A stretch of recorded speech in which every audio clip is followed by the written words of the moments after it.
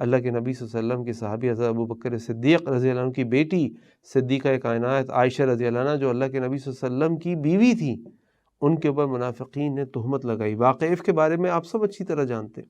جب یہ سارا معاملہ کھل گیا اور ابو بکر صدیق رضی اللہ عنہ کو پتہ چلا کہ ان تہمت لگانے والوں میں ایک صحابی بھی شامل ہو گئے جو کہ ان کے کزن تھے، حضرت مستح رضی اللہ عنہ۔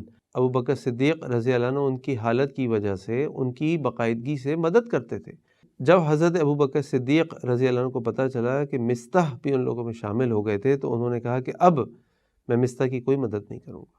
تو اللہ تعالیٰ نے سورہ نور میں آیت اتاری وَلَا يَأْتَلِ أُولُو الْفَضْلِ مِنكُمْ وَالسَّعَةِ، اور وہ لوگ جن کو اللہ تعالیٰ نے فضل سے نوازا، جن کو اللہ تعالیٰ نے مال میں وسعت دی، وہ قسم نہ کھائیں أَن يُؤْتُوا أُولِي الْقُرْبَى وَالْمَسَاكِينَ وَالْمُهَاجِرِينَ فِي سَبِيلِ اللَّهِ، کہ وہ نہیں مدد کریں گے اپنے رشتہ داروں کی، مہاجرین کی، مساکین کی۔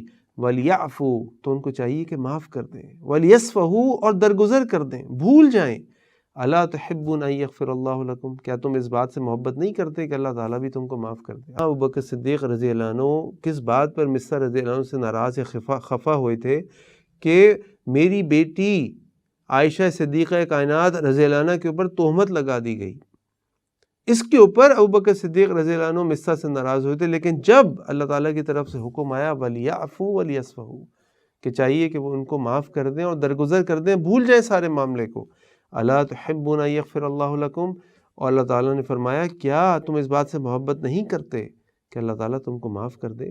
روایات میں آتا ہے کہ ابو بکر صدیق رضی اللہ عنہ نے جب یہ آیت سنی تو آپ نے فرمایا بلا واللہ، کیوں نہیں میرے رب، إِنَّ لَنُحِبُّ أَن تَغْفِرَ لِي، میں تو اس بات سے محبت کرتا ہوں کہ آپ مجھے معاف کر دیں۔